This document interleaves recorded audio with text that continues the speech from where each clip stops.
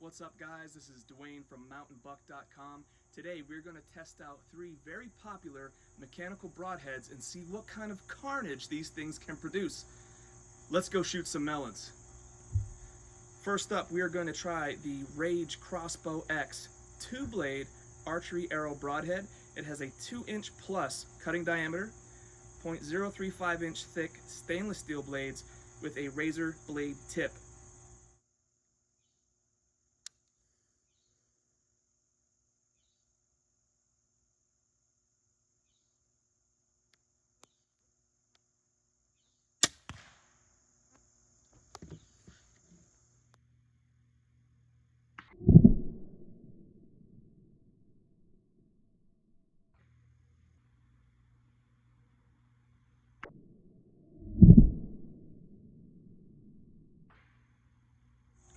Next up is the NAP Spitfire Doublecross 4-blade 2-cut, 2-inch and 1 1/8 inch cutting diameter, 4 razor blade design with bone-splitting trophy tip.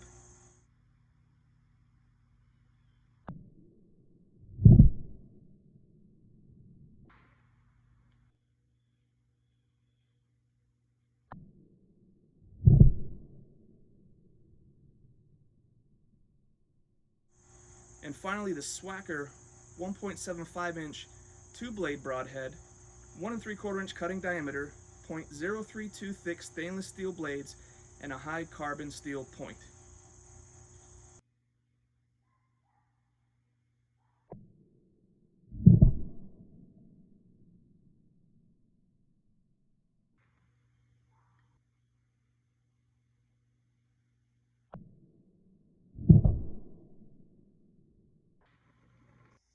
So always a good time getting the crossbow out and shooting some watermelons, am I right?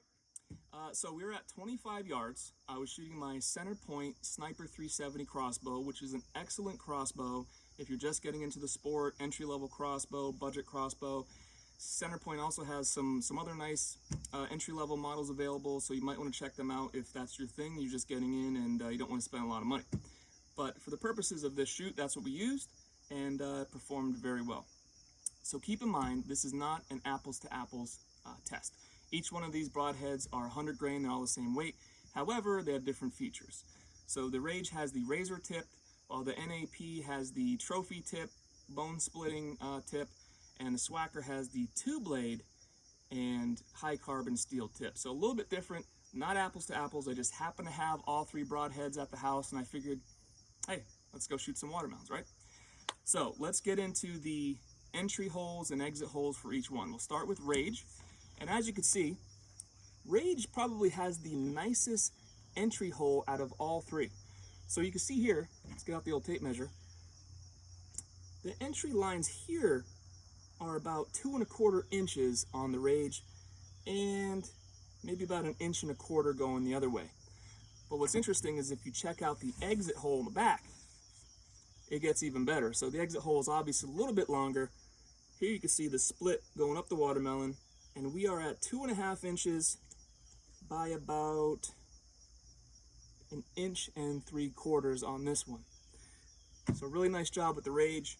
All of these shots were on target except the Swhacker, but the Rage, you put a Rage in a cage, I think you're going to be in good shape. So let's move on to NAP. Now NAP was a little bit different. You have these nice tight little holes going in. We had a nice grouping on this one, I think, but nice tight little holes going in. Doesn't look like a lot, nothing too crazy, no big splits or anything like that. But when you turn it around, look at the carnage. You have the trophy tip punching through the back of the watermelon, and you have this nice starburst effect, like just crushing it, right? So over here, you have about 2 inches this way, and you're looking at about 1 3/4 inches this way for the NAP exit hole. So nice job with this one. Now we move on to the Swhacker. I forgot to mention, NAP should stand for nap, because you put one of these in something and it's going to be taking a nap. So I was saving up that cheesy joke there. All right, so on to the Swhacker. And again, I kind of missed to the left on this one. What are you going to do? So we have the entry hole here, which looks pretty nice at about 1.25 inches. Swhacker have these really long blades, so it's a 2-blade, but they're really long looking. And let's see how they did in the back. So again, you have this punch through effect with the high carbon steel tip.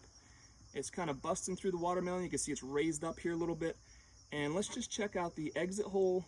We're looking at about 2.25 inches long going all the way through. It is a 2-blade, so it just came right through. It didn't have any extra, stuff going on there, but it did a nice job. And honestly, you really can't go wrong with any one of these broadheads. They all flew very well. They were all on target. They're all similarly priced. So you really can't go wrong. So I just wanted to break this down for you guys, and hope you enjoyed it. Thanks for watching, and we'll see you next time.